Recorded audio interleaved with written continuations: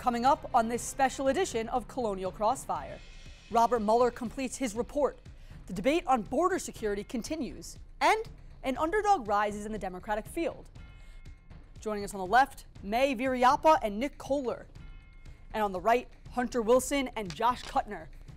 And I'm your moderator, Mychael Schnell. From the GWTV studios in Washington, D.C., this is Colonial Crossfire.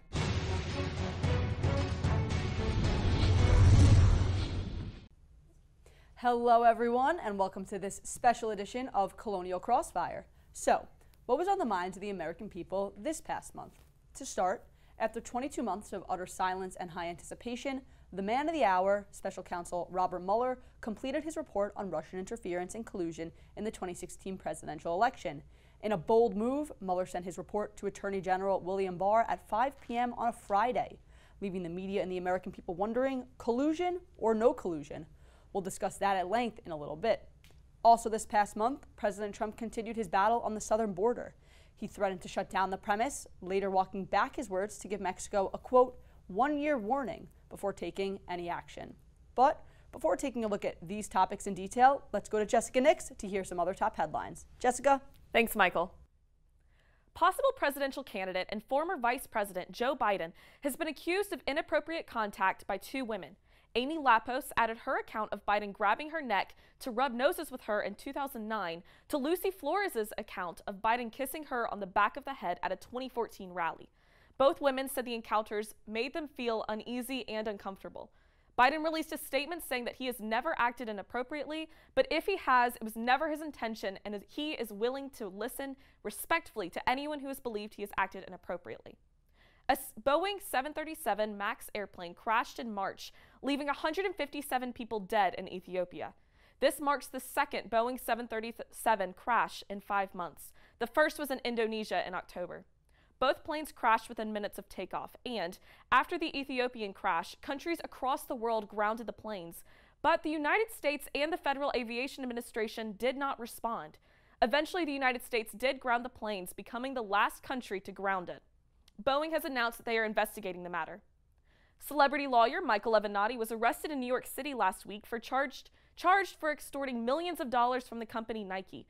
He was released on $300,000 bail. Avenatti was also charged in Southern California for bank and wire fraud charges. Avenatti allegedly filed fake tax returns to obtain $4 million in loans from a Mississippi bank, and he kept $1.6 million that belonged to one of his clients.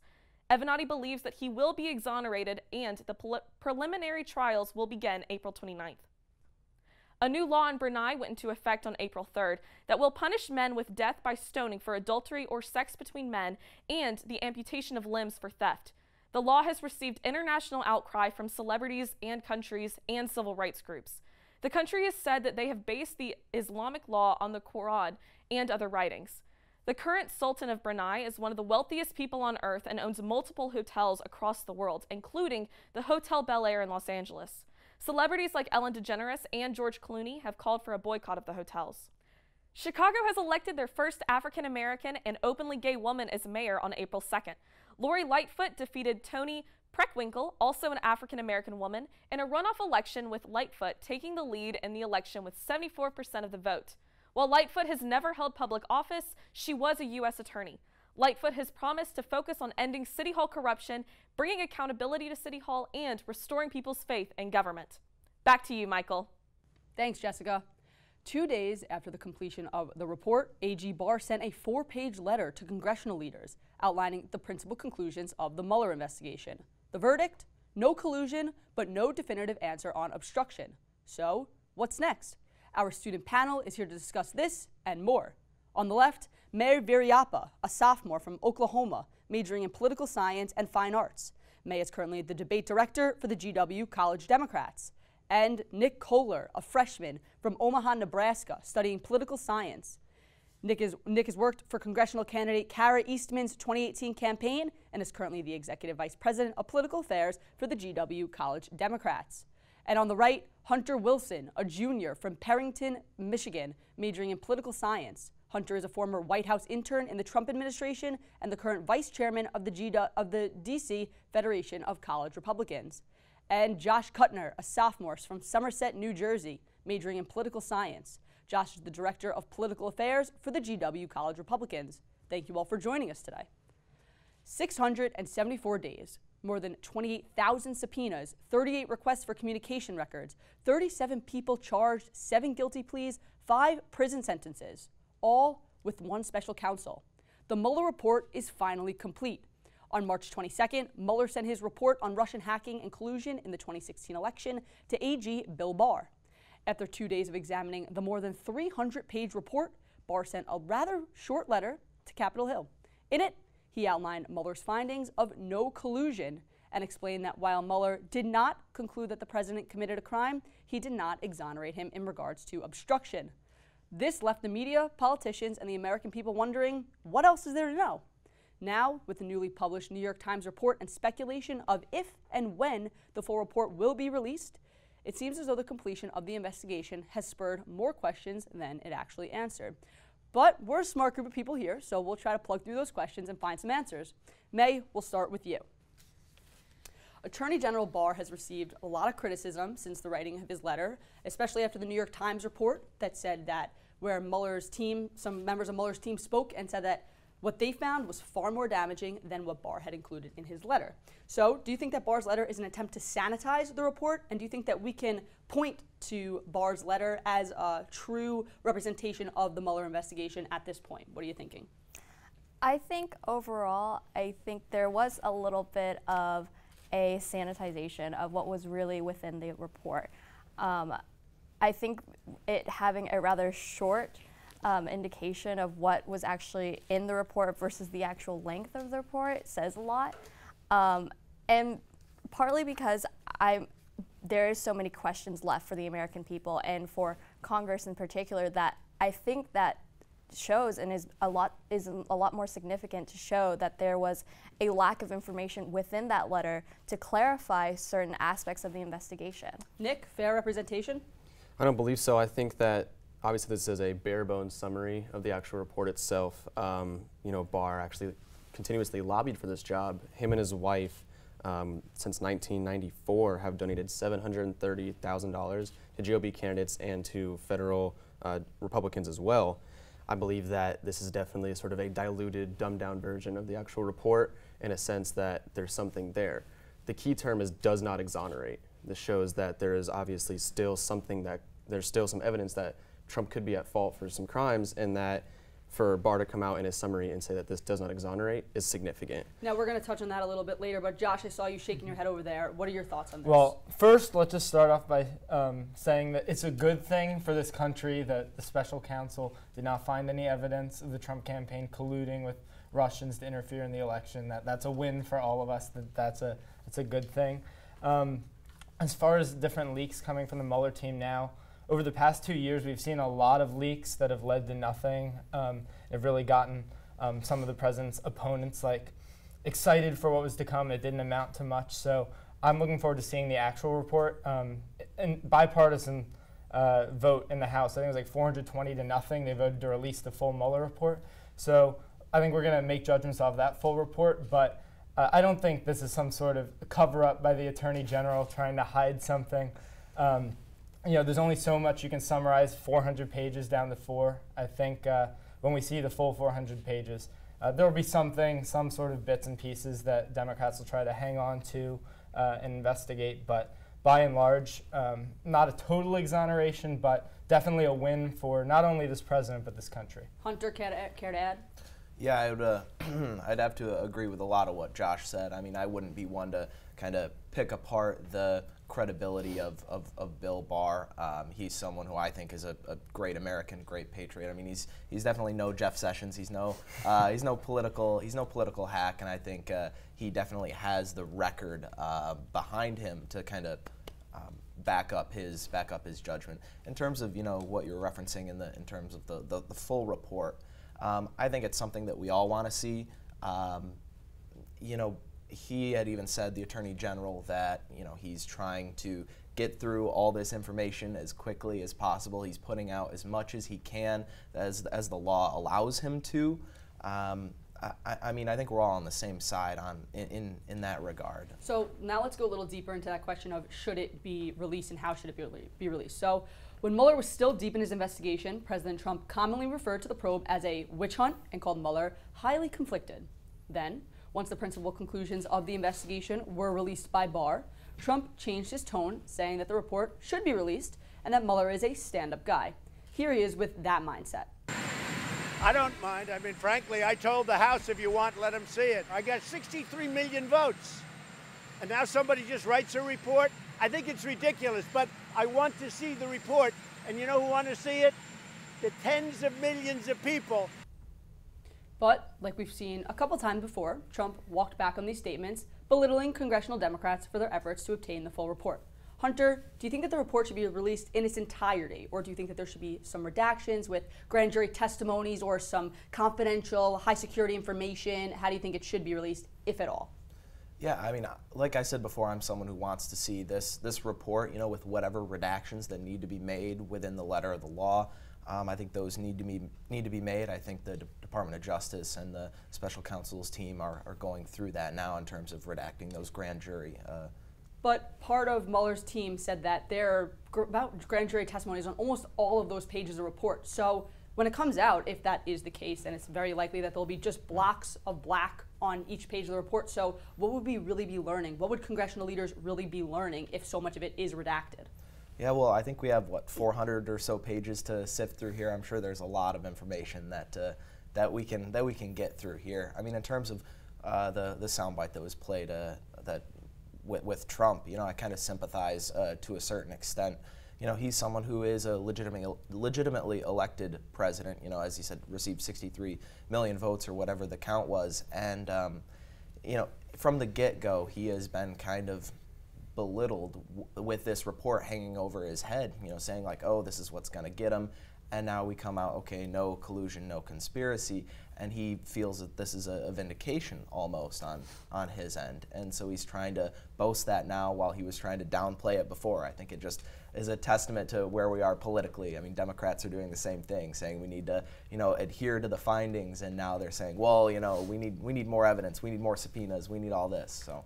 Nick, how do you think it should be released? In its entirety, redactions, what do you think? I obviously believe it should be released in its entirety. You know, we have congressional, you know, candidates, we have their staff that would happily work tirelessly to sift through the 400 pages and figure out if justice was obstructed or if there was some sort of collusion that Barr may or may not have said. Just want to point out real quick, Trump actually didn't win the popular vote. He won the Electoral College. So when he boasts about being this great American figure and having 63 million votes, not the entire country voted for him, but that's a separate point. You know, this is something that needs to be taken seriously. This is something that could be detrimental for years and years to come, and that I think that by putting this report down to a summary, down to just a page, or redacting information could be detrimental and could be something that would, you know, have future impacts that would, you know, obviously harm our country. Josh, anything to add?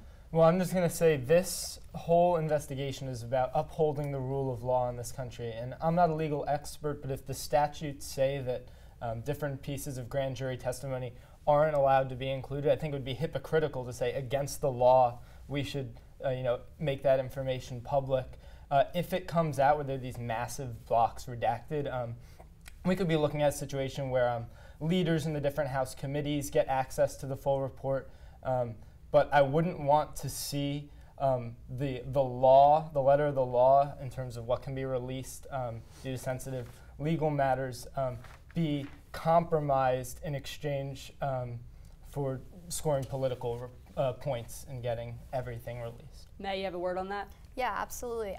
To echo kind of what my colleague was saying, is that when we release the entire report, I think there will exist some nuances that didn't exist in that 4-letter that Barr had sent to the Congress. And I think releasing it in its entirety would allow the public to see those nuances and make their own judgments on it. I think there's so many questions that are looming over the public's head that even with a redacted version of the report, those questions would still loom over our heads, and that I think is a viable concern, that these nuances that could exist within these possible redacted portions would no longer be able for us to see. And I think those nuances should be up for the public's judgment. So, yeah, no, I guess if I could just respond to that point. I mean, I agree to a certain extent. You know, like I'm of the belief that Donald Trump did not commit any collusion, conspiracy, obstruction of justice. I want as much of this out as we possibly can, you know, so that people can see, you know, yep, it's definitive. There's nothing, and let's move on and maybe do something, you know, better for the country. Spend our time with, you know. I just agree with Josh. You know, if there's anything that can't be in there, then it can't be in there. You know, that's all. So on the topic of those redactions, House Judiciary Committee Chairman Jerry Nadler on Wednesday, he got the support of the House Judiciary Committee to issue subpoenas to ask for the full Mueller report with no redactions, but he did say that he would hold off on issuing these subpoenas to give Bill Barr, quote, time to change his mind on whether or not he wants to redact the report. Do you think that Nadler will end up issuing those subpoenas? Do you think he won't have to? What's the time frame we're talking about here? Anyone can jump in. I just don't think it's necessary. I think both Special Counsel Mueller and Attorney General Barr have approached this in a very professional manner. Barr has said, you know, there's 400 pages for him and his team to sift through, so it may take a couple more weeks. He said mid-April, maybe a little earlier. I don't think it'll be necessary. I think this is, again, one of those things that's getting blown out of proportion for political gain, but that the Attorney General has full intentions of releasing as much of the report as he's legally, you know, allowed to. Anyone want to jump in on that one? I would rather have the report be released in its entirety just so that we can clear up these loose ends that we're talking about. You know, if the entire report can come out, we can sift through everything, then we can finally have a real sit-down discussion and say, okay, here are the true facts, here are the opinion, you know, here's what Barr said, here's what really happened. They could be the same, they could be different. I'm under the impression that if they release the full report, then we'll have common clarity and we'll be all good from there. Something tells me, though, that even if the full report were to be released, you know, you'd have Democrats and, you know, Judiciary Committee folks on the left still not necessarily happy with something. You know, here we have the Barr memo come out on the report, you know, says no conspiracy, not enough evidence for obstruction, and here we are with, you know, they're like almost grabbing at any loose ends that they can. You know, let's subpoena Hope Hicks, let's subpoena Steve Bannon, let's get as many people as we can. Hopefully, you know, we'll just start throwing darts at a wall and something will stick. You know, I just don't know if it's worth our time here. Let the Department of Justice, let the special counsel do their work, and we'll see what we end up with in a couple of weeks here. So another aspect of this investigation that's kind of caught a lot of buzz is that the fact that the president never had a formal sit-down interview with the special counsel's team. He just submitted those written answers to those questions that were crafted with a team of lawyers. So I want to know what you guys are thinking here.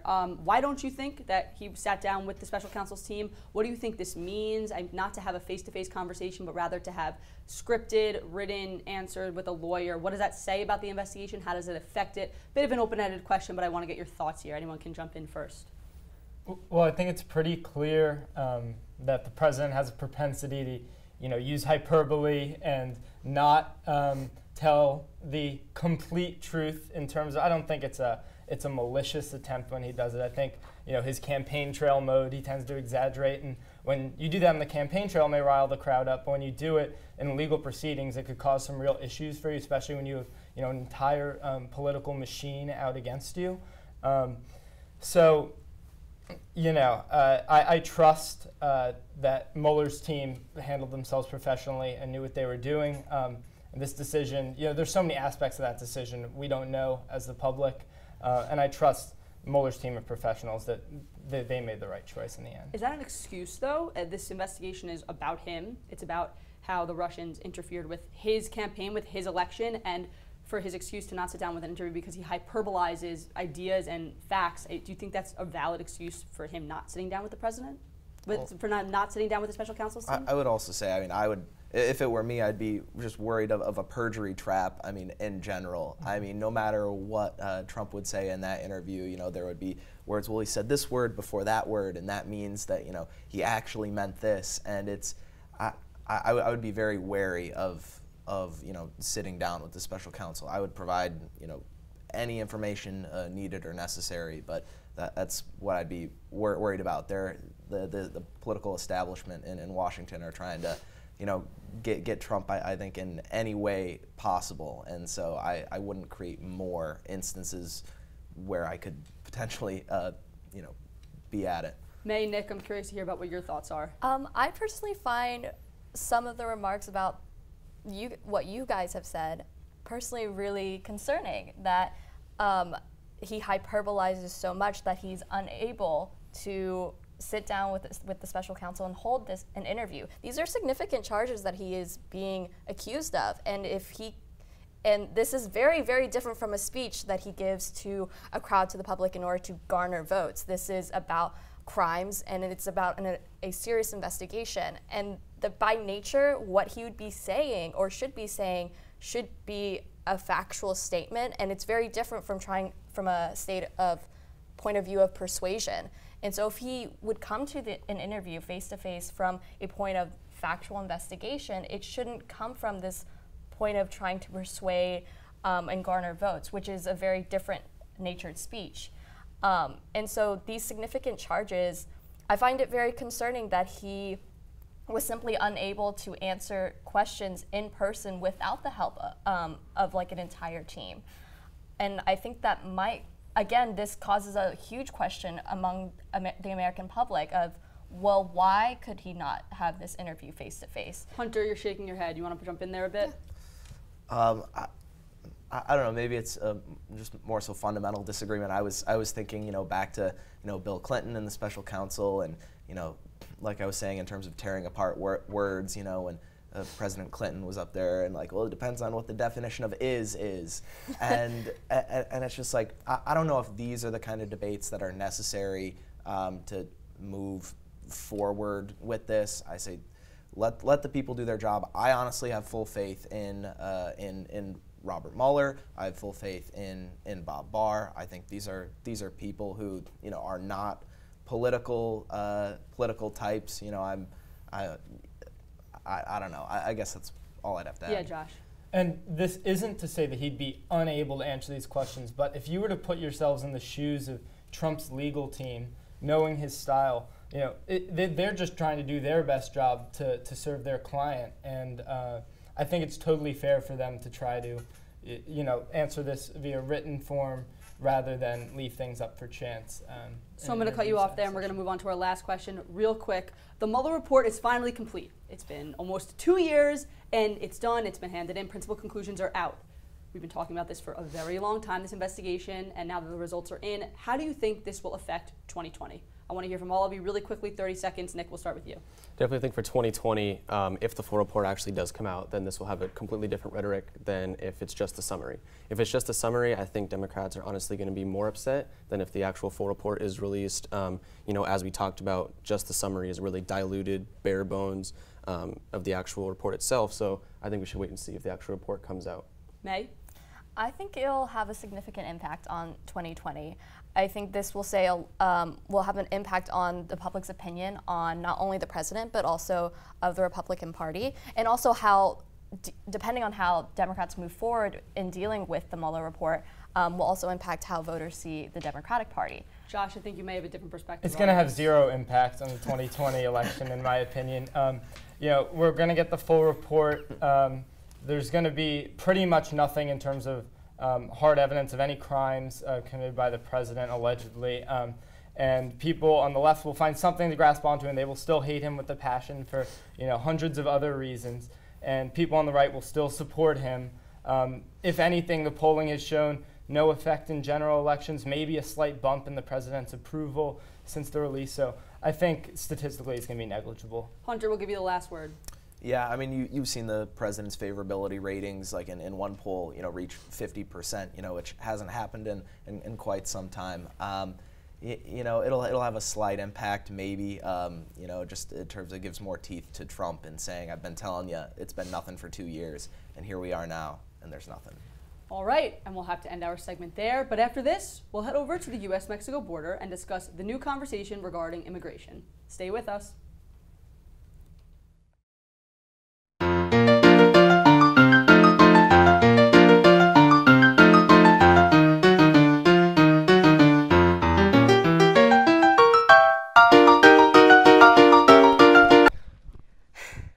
And there GWTV.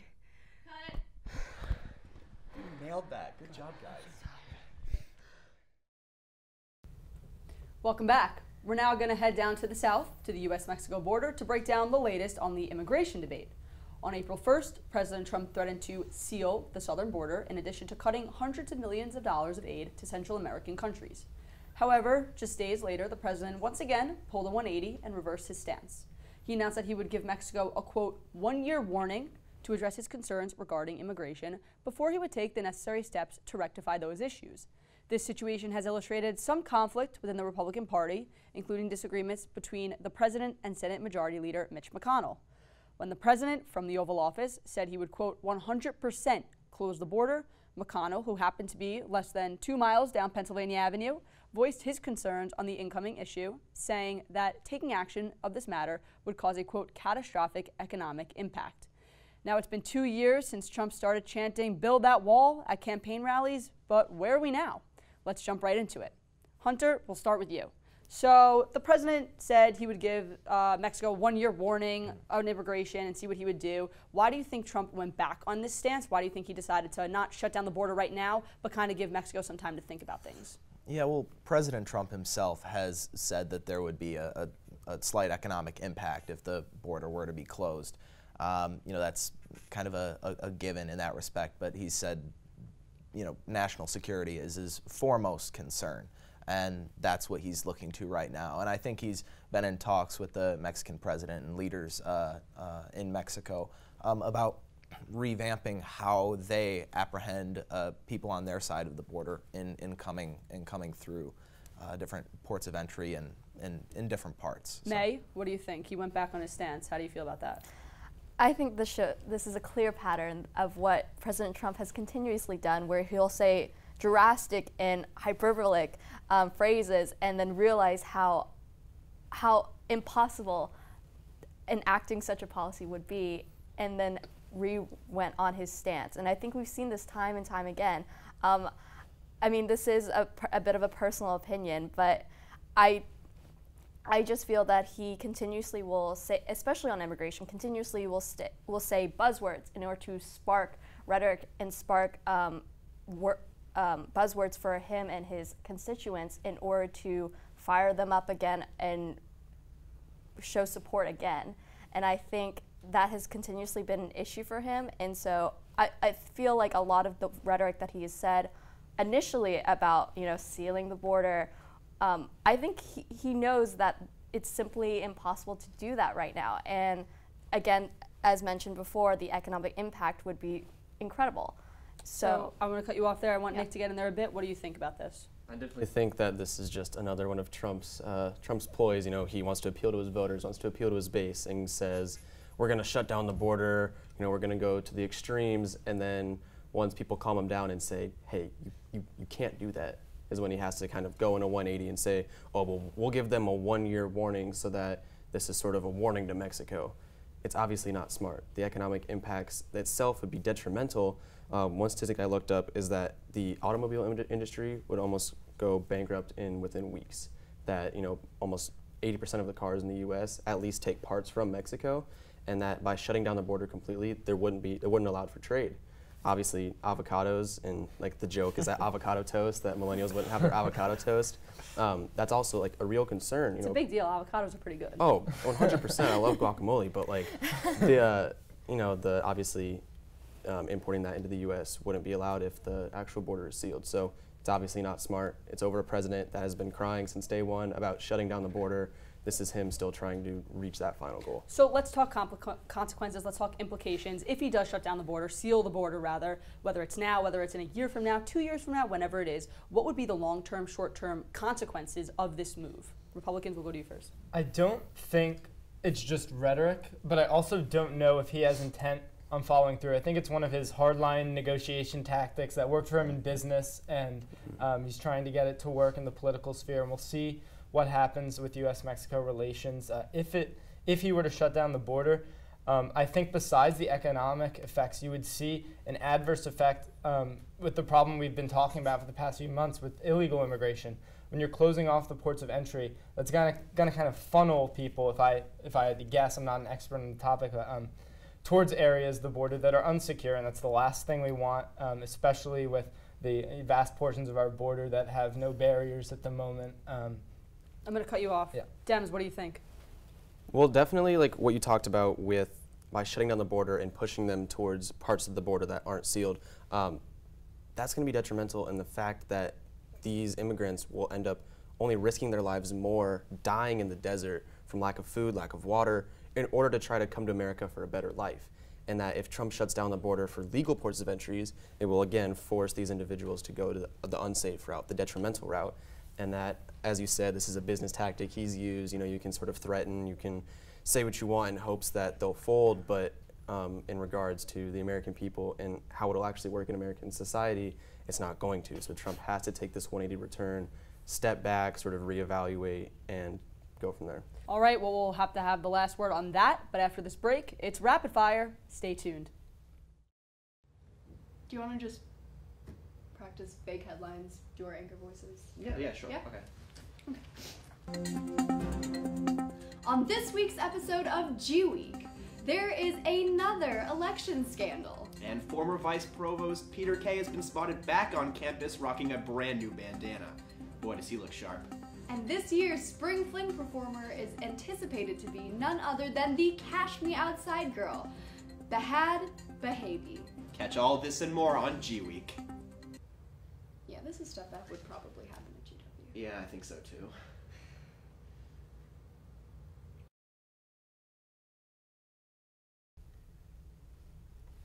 Our panel joins us now again for rapid fire. Some quick answers to some quick questions. On March 16th, a man opened fire at 2 Christchurch mosques in New Zealand, killing 50 innocent people and injuring 50 more. Within 10 days of this massacre, New Zealand Prime Minister Jacinda Ardern pledged to announce, quote, reforms which will, I believe, make our community safer. She delivered on this promise, banning all military-style semi-automatic weapons, assault rifles, and high-capacity magazines.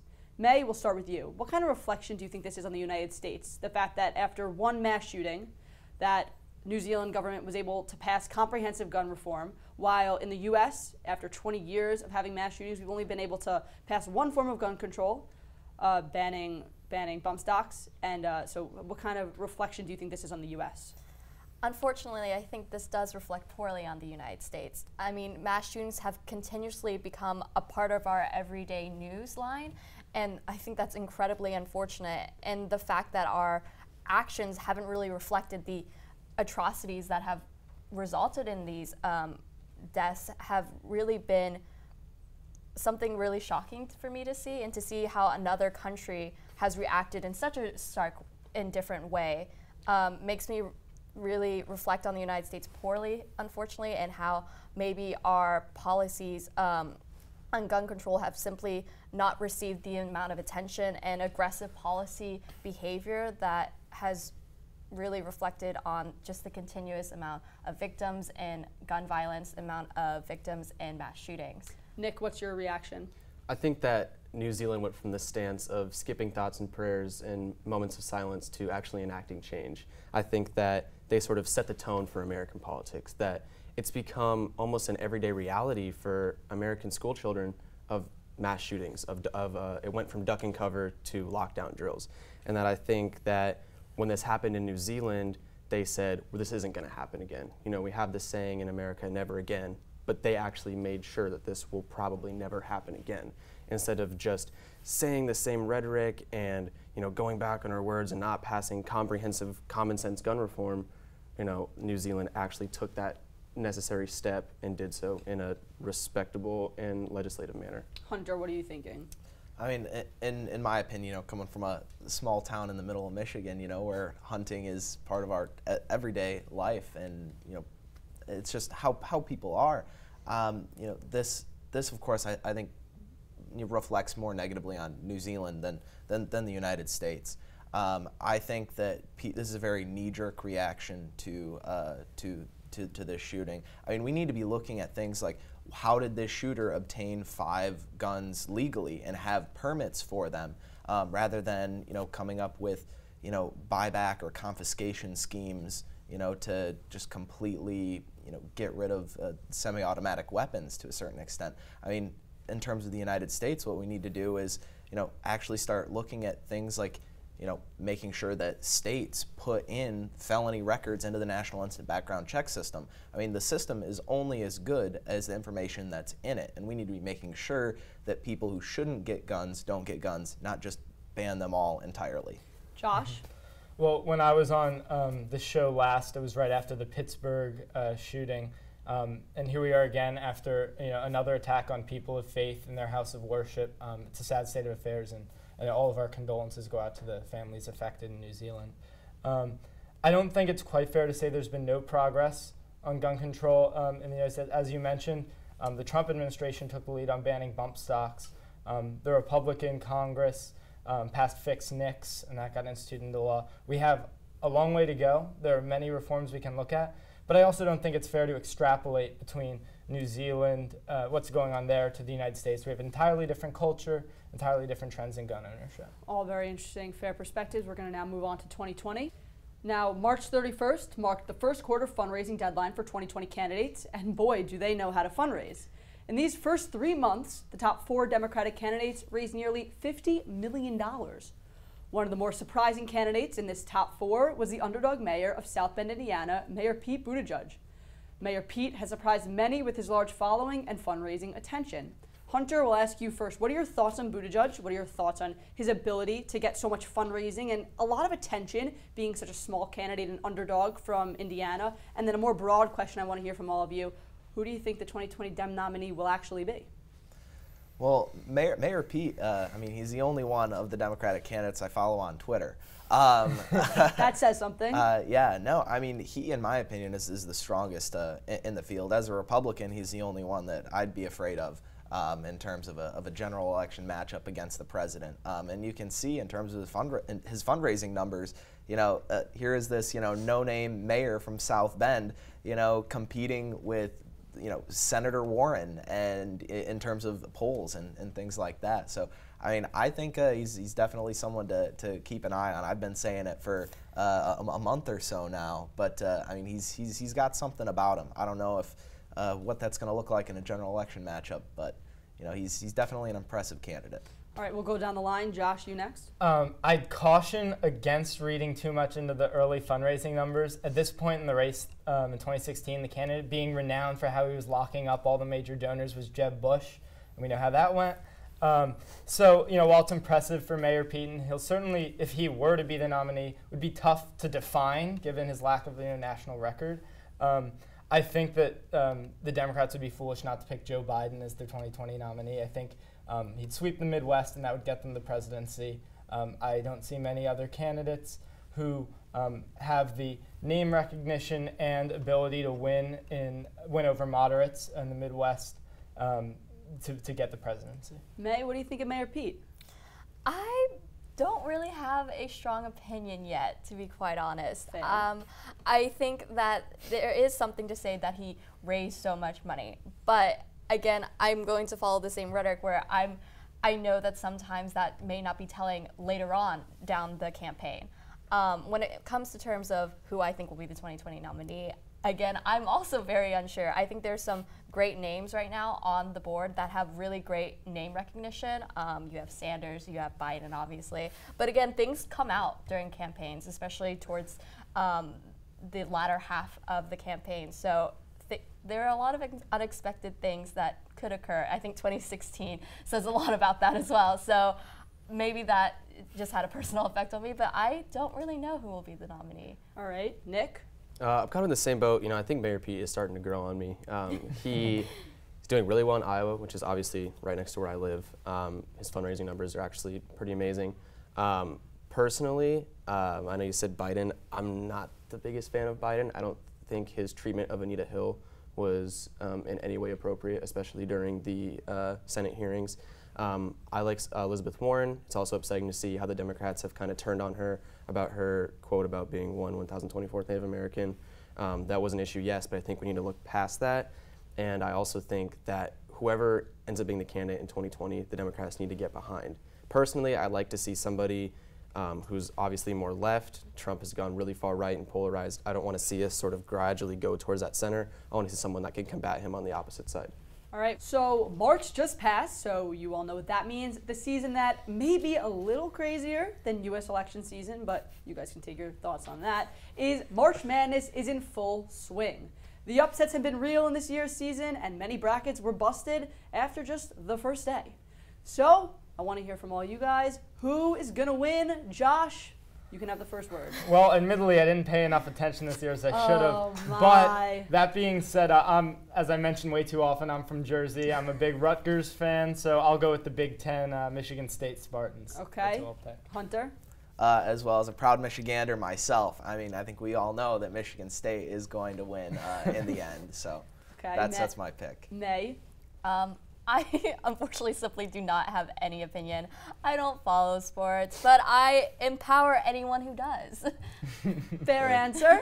Nick, you can have the last word. You know, I picked Duke because I thought the R.J. Barrett-Zion duo was going to do it, but Michigan State continuously blew out teams left and right, and they ended up beating Duke, so I think they for sure have the best chance of winning. Bipartisanship, look at that. See that right there? We did something. Good job. I picked Duke too. I've been done since the first set. But anyway, guys, that's going to end our debate there. Nick, May, Josh, Hunter, thank you guys so much for joining us today. And when we come back, LARAGH Cronin has our debate fact check. Stay with us. Hi, Colonials. Did you know there are hundreds of ways for you to volunteer with GW? Each year, over 1,500 alumni, parents, and friends contribute thousands of hours to make our community stronger. There are countless ways you can volunteer, so it's easy to choose an opportunity that is most meaningful to you, like connecting with students and alumni based on your student involvement, identity, or personal interests, getting involved with your local alumni network, mentoring a current student via our online mentoring platform, connecting with prospective students through undergraduate admissions opportunities, serving on an industry network leadership council, becoming a social media ambassador. The list goes on. No matter where you are in the world or how much time you have to give, you can connect and volunteer with GW. And the best part, it's easy to get involved. Just visit alumni.gwu.edu/volunteer to learn more about these and other opportunities. Because of your service to GW, you are able to make a direct impact on the lives of former, current, and future students. We look forward to working with you. Raise high. Welcome back. During our panel discussion, a team of fact checkers monitor our debate. LARAGH Cronin is here to fill us in on what we missed. Lara? Thanks, Michael. In today's show, the debaters came prepared, but there are a few quick clarifications that need to be made. At one point during the debate, Nick said that Attorney General William Barr's wife had donated $730,000 to federal Republican candidates and conservative groups. To clarify, Christine Barr has given more than $220,000, and William Barr has donated more than $567,000 in the past 2 decades. Nick later said that the automobile industry would go bankrupt within weeks if the border shut down, and that 80% of car imports come from Mexico. Although it is true that the industry would struggle and go bankrupt in weeks, it is 80% of the wire harnesses, a specific auto part, used to make cars that cross the U.S.-Mexico border, 70% of which originate in Mexico and 10% come from Central and South America. To clarify, only about 16% of all auto parts used in the United States originate in Mexico. Nick also said that immigration was at an all-time low, 11% in 2017. Nick was correct in citing falling immigration rates, but sources differ on the exact percentage rate of that decline. According to Customs and Border Protection, arrests along the southwest border numbered about 400,000 in fiscal year 2018. That's lower than the average over the previous decade. It is also lower than the number of border arrests in fiscal year 2016, 2014, and 2013. Josh cited President Trump saying that 4,000 people cross over the border each day. Federal agents apprehended more than 4,000 migrants crossing the border on each of 2 days in late March, but statistics differ on how many people actually cross the border each day. Finally, Josh said that Democrats voted down a package of relief for Puerto Rico. The Senate blocked billions of dollars in disaster aid for states across the country. Both Republicans and Democrats clashed over President Trump's opposition to sending more food and infrastructure help to Puerto Rico. That's all from the fact check team. Back to you, Michael. Thanks, Lara. All right, well, that's all for this episode of Colonial Crossfire and for Colonial Crossfire Season 9. Before we wrap up today's show, I want to say thank you to the geniuses in the control room behind the glass, our executive producers, Haley Oland and Izzy Cassandra Newsome. Thank you guys for everything. This show would not be how it is without you, and we would not be able to put on such an amazing show every month without you guys. I also want to say thank you to the Colonial Crossfire team who helps put together our show, and of course, GWTV. Thank you for everything. Be sure to check us out online, as always, at www.gw-tv.com, and follow us on Twitter and Instagram, and like us on Facebook. For all of us here at GWTV, I'm Mychael Schnell. Thanks for getting caught in the crossfire with us. Good luck on finals, have a nice summer, and we'll see you right back here in the fall.